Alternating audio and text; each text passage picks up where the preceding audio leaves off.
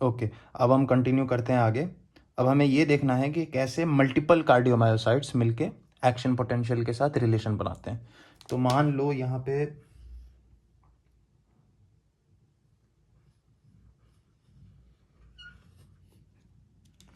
ये आपका हार्ट हो गया और यहाँ पे मान लो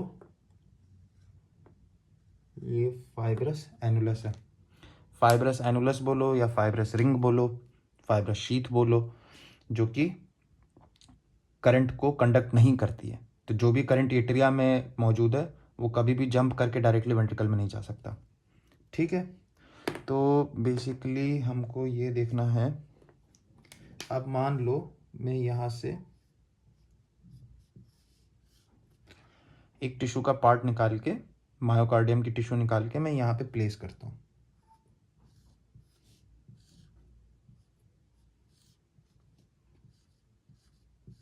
और इसके अंदर बहुत सारे सेल्स होंगे कार्डियोमायोसाइट्स। ठीक, बेसिक फंडा ये है कि करंट को नापने के लिए बेसिकली हम लोग गैल्वेनोमीटर यूज करते हैं। ठीक है, तो टू डिटेक्ट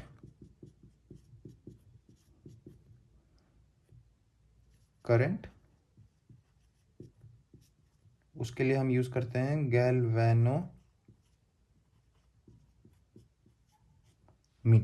ठीक, तो मान लो मैं इतने टिश्यू को गैल्वेनोमीटर से कनेक्ट कर देता हूँ। ठीक है, कनेक्ट हो गया। मान लो ये नेगेटिव है, ये पॉजिटिव इलेक्ट्रोड है गैल्वेनोमीटर का, और ये 0 है और ये इसकी नीडल है। तो जिस वक्त इलेक्ट्रोनेगेटिविटी पूरे कार्डियोमायोसाइट्स में प्रेजेंट होती है तो उस वक्त कोई करंट फ्लो नहीं होता है। तो इसका ये मतलब हुआ कि कोई डिफ्लेक्शन भी नहीं मिलेगा गैल्वेनोमीटर में। ठीक, अब मान लो मैंने इस पॉइंट को ए नाम रख दिया और इस पॉइंट को बी नाम रख दिया। अब फॉर एग्जांपल हम लोग स्टिमुलस पॉइंट ए पे देते हैं। ठीक है, पॉइंट ए पे स्टिमुलस देने पे एक वेव ऑफ डिपोलराइजेशन स्टार्ट हो जाएगी। जैसे पिछले पिछले पार्ट में मैंने एक्सप्लेन किया कि वेव ऑफ डिपोलराइजेशन स्टार्ट हो जाती है और गैप जंक्शंस के थ्रू एडजेसेंट मायोकार्डियोसाइट्स भी डिपोलराइज होते चलेंगे। तो ये डिपोलराइज होना शुरू हो जाएंगे, इलेक्ट्रोनेगेटिविटी लूज होती चली जाएगी, है ना। तो धीरे धीरे सारे सेल्स इलेक्ट्रो पॉजिटिव होते चले जाएंगे। तो एक नेट वेक्टर बना सकता हूं मैं कि नेट वेक्टर या करंट इस तरफ मूव कर रहा है। ठीक, और पॉजिटिव चार्जेस मूव कर रहे हैं, तो इस वेक्टर को मैं पॉजिटिव साइन से दिखा देता हूँ। ठीक है, अब ये पॉजिटिव वेक्टर पॉजिटिव इलेक्ट्रोड के पास जा रहा है, तो डिफ्लेक्शन हमारा, मान लो ये पॉजिटिव डिफ्लेक्शन है, ये नेगेटिव डिफ्लेक्शन है। तो जब भी पॉजिटिव इलेक्ट्रोड की तरफ पॉजिटिव वेक्टर आएगा तो डिफ्लेक्शन पॉजिटिव मिलेगा।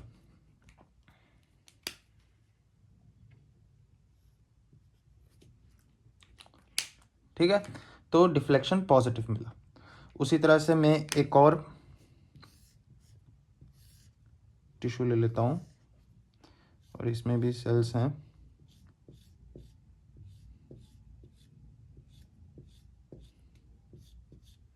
बहुत सारे सेल्स हैं। इस बार क्या करता हूं मैं कि ये जो गैल्वेनोमीटर है उसी तरह से कनेक्ट रखता हूं। ठीक है, यहाँ पॉजिटिव हुआ, यहाँ नेगेटिव हुआ। मान लो ये पॉइंट ए है, ये पॉइंट बी है। तो एक और यहाँ पे मान लो ये 0 है, ये पॉजिटिव डिफ्लेक्शन है, नेगेटिव डिफ्लेक्शन है। जब वेव ऑफ डीपोलराइजेशन पूरी तरह कंप्लीट हो जाती है, मतलब सारे सेल्स डीपोलराइज हो जाएं, जब सारे सेल्स डीपोलराइज हो जाएंगे तब नेट वेक्टर 0 हो जाएगा और डिफ्लेक्शन नहीं होगा।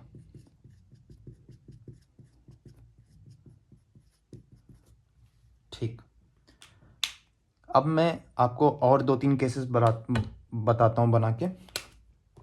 अब मान लो मैंने फिर एक टिश्यू ले लिया मायोकार्डियम का, इसके अंदर सेल्स हैं,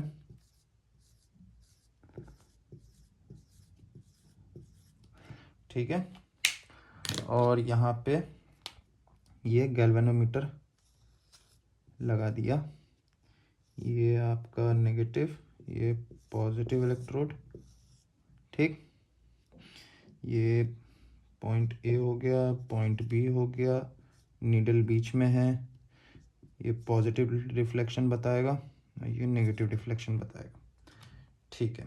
फिर से इस केस में इस केस में स्टिमुलस देने के बाद जब सारा डिपोलराइज हो गया तो डिफ्लेक्शन कुछ नहीं मिला हमें, क्योंकि अब करंट का फ्लो हो ही नहीं रहा है। अब एक फंडा ये होता है, हमको ये याद रखना है, ये इंपॉर्टेंट पॉइंट है कि last cell to depolarize is first cell to repolarize।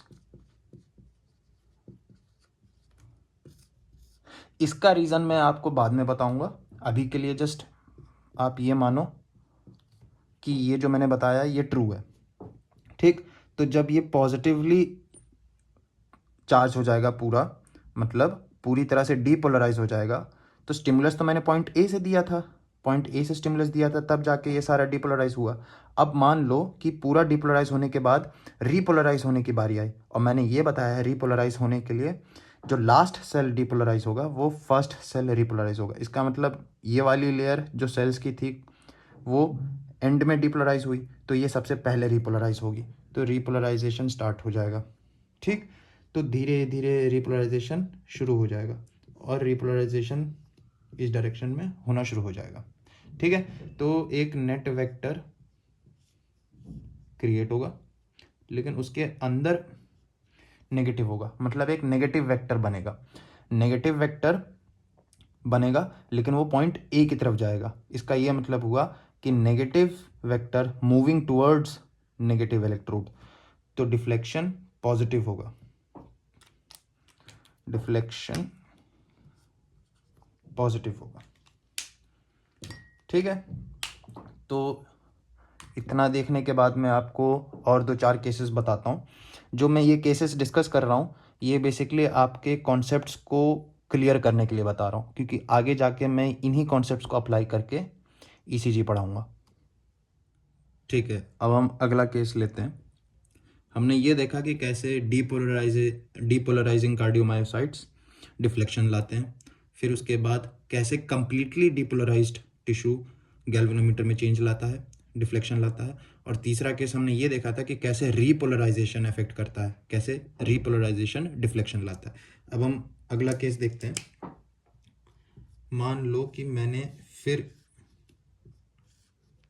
Cardiomyocytes की टिश्यू की मैंने एक टिश्यू लेयर निकाल ली, ठीक है। तो इसमें सेल्स होंगे, गैप जंक्शंस होंगे एज यूजुअल, और मैंने एक और टिश्यू लेयर निकाल ली है, लेकिन वो थोड़ी मोटी है, ठीक है।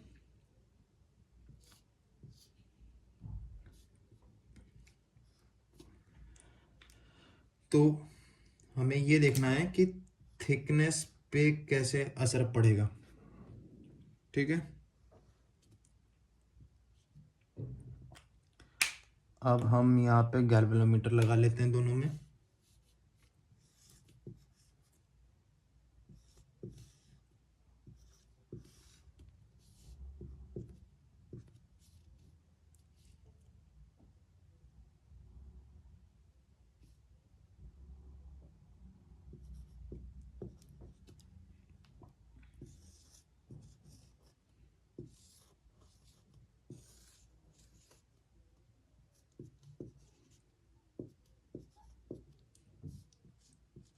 ये न्यूट्रल डिफ्लेक्शन पे है। अब हम ये देखते हैं कैसे फ़र्क आएगा। तो मान लो मैंने स्टिमुलस दिया, स्टिमुलस पॉइंट ए पे दिया, तो ये सेल्स डीपोलराइज होना शुरू हो जाएंगी और एक डीपोलराइजेशन वेव क्रिएट हो जाएगी, ठीक, सारे सेल्स डिपोलराइज होते चलेंगे, तो एक नेट वेक्टर बन जाएगा। ठीक, पॉजिटिव होगा, पॉजिटिव का पॉजिटिव से। अब अब स्टिमुलस में एक मल्टी लेयर्ड सेल पे दे के देखता हूँ, तो ये भी सेल्स डिपोलराइज होना शुरू हो जाएंगी और ये एक वेव इस डायरेक्शन में डिपोलराइजेशन की स्टार्ट हो जाएगी। देखने वाली बात यह है कि इसमें सेल्स ज़्यादा हैं, सेल्स ज़्यादा है तो गैप जंक्शन ज़्यादा है, गैप जंक्शन ज़्यादा है तो जो रेजिस्टेंस होगा वो भी कम हो जाएगा और कैटायंस भी ज़्यादा होंगे। तो जब मैं इसके फ्लो की स्पीड देखूंगा तो मुझे इसके कंपैरिजन में एक बड़ा वेक्टर मिलेगा।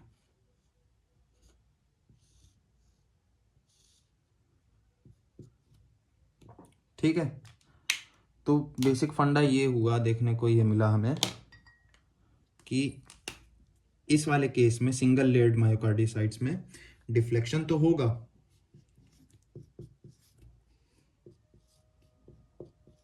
डिफ्लेक्शन होगा, लेकिन डिफ्लेक्शन पॉजिटिव होगा। क्यों? क्योंकि positive vector moving towards positive electrode gives a positive deflection. तो ये डिफ्लेक्शन होगा लेकिन इसके कंपैरिजन में कम होगा।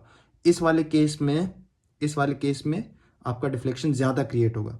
Positive vector again moving towards positive electrode, तो डिफ्लेक्शन तो होगा ज़्यादा। ठीक है, डिफ्लेक्शन भी ज़्यादा होगा।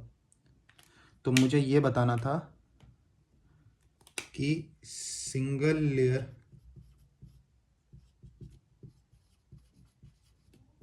लेयर में लेस डिफ्लेक्शन होगा और मल्टी लेयर में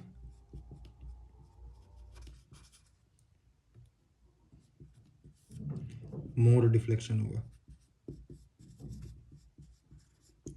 ये वाला पॉइंट भी नोट करने वाला है। क्यों? क्योंकि एग्जाम्पल के तौर पे अगर मैं एट्रिया की बात करूँ तो एट्रियम में थिन वॉल्ड होती है। ठीक, तो थिन वॉल्ड होती है तो मुझे जब भी करंट इसमें फ्लो मिलेगा तो एक लेस डिफ्लेक्शन मिलेगा। और वेंट्रिकल्स की मसल मोटी होती है, मल्टी लेयर्ड होती है, तो मुझे ये वाला केस पकड़ के चलना होगा। तो इसलिए ये वाले पॉइंट्स, ये 2 पॉइंट्स इंपॉर्टेंट है। ठीक, अभी के लिए। अब मैं आपको और केसेस बताता हूँ। ये तो होगा थिकनेस के ऊपर। अब मैं आपको 2 केसेस और बताता हूँ। मान लो फिर से मैंने इसमें से लेयर निकाली टिश्यू की और ये वो लेयर यहाँ पे, ठीक, ये सेल्स हैं। ठीक, और एक और केस है, उसमें भी आपको सिंगल लेयर्ड ही है, लेकिन फर्क इतना है कि सेल्स के बीच में एक कंडक्शन सिस्टम है। अब मैं आपको स्पीड का फर्क बताना चाहता हूँ कि मायोकार्डियोसाइट में जो इलेक्ट्रिक करंट ट्रैवल करता है वो, और जो स्पीड कंडक्शन के थ्रू ट्रैवल करता है, दोनों की स्पीड में फ़र्क होता है। कंडक्शन सिस्टम में ऑब्वियसली स्पीड फास्ट होगी और नॉर्मल मायोकार्डियोसाइट्स में स्पीड कम होगी। वो अब देख लेते हैं कैसे होगा। अब मान लो मैंने गैल्वेनोमीटर लगा लिया,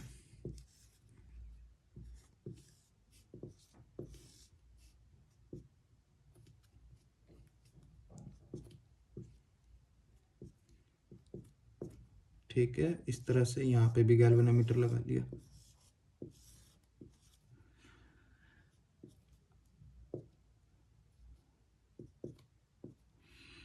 ये नीडल विदाउट डिफ्लेक्शन न्यूट्रल पे। अब मान लो मैंने स्टिमुलस दिया,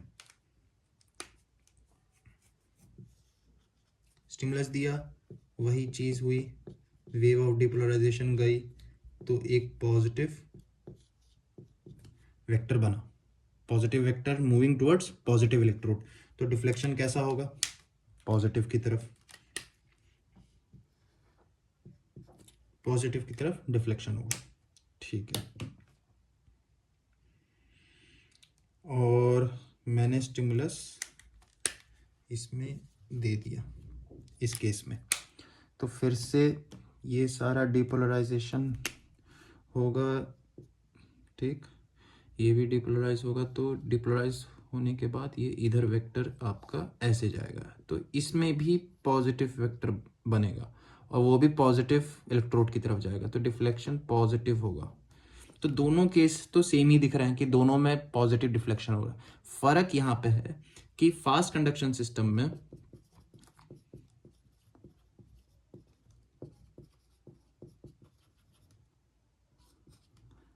जो डिफ्लेक्शन होगा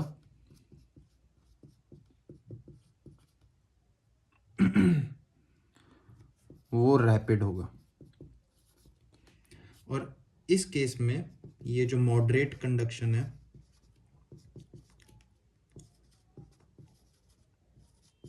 सिस्टम है, इसमें जो डिफ्लेक्शन होगा वो मॉडरेट होगा।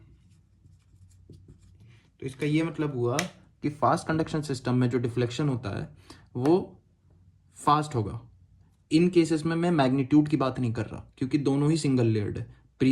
पहले दो जो केसेस बताए थे जिसमें सिंगल लेयर था और मल्टी लेयर था, वहां मैं मैग्नीट्यूड की बात कर रहा था।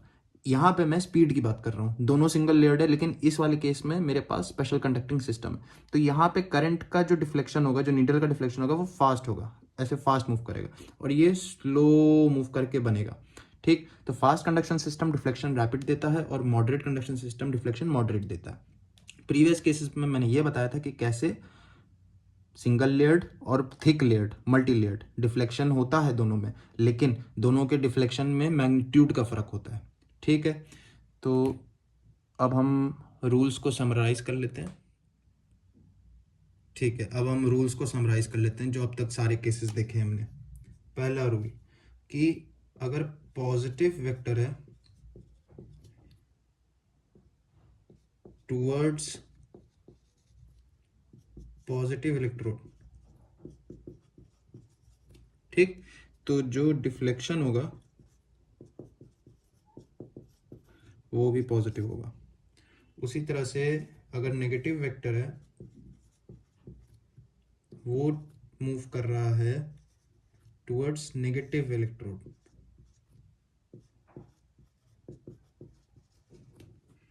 तो उसमें भी डिफ्लेक्शन पॉजिटिव होगा। रूल नंबर 3, अगर पॉजिटिव वेक्टर मूव कर रहा है टुवर्ड्स नेगेटिव इलेक्ट्रोड, तो डिफ्लेक्शन होगा नेगेटिव। ठीक, चौथा रूल, सिंगल लेयर में मल्टी लेयर में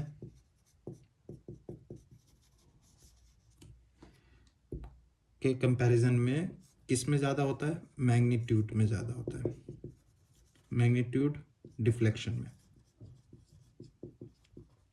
ठीक, पांचवा रूल, अगर नॉर्मल मायोकार्डियोसाइट्स हैं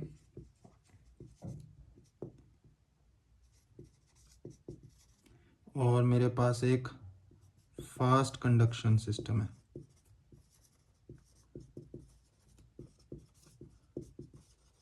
तो डिफ्लेक्शन इसमें होगा, लेकिन अब हम किसकी बात कर रहे हैं? Speed of deflection.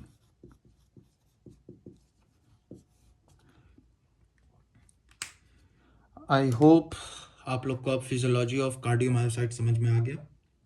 ये जो लेक्चर था ये बेसिकली आपको बेसिक्स समझाने के लिए था कि कार्डियोमायोसाइट्स का करंट के साथ क्या रिलेशन है।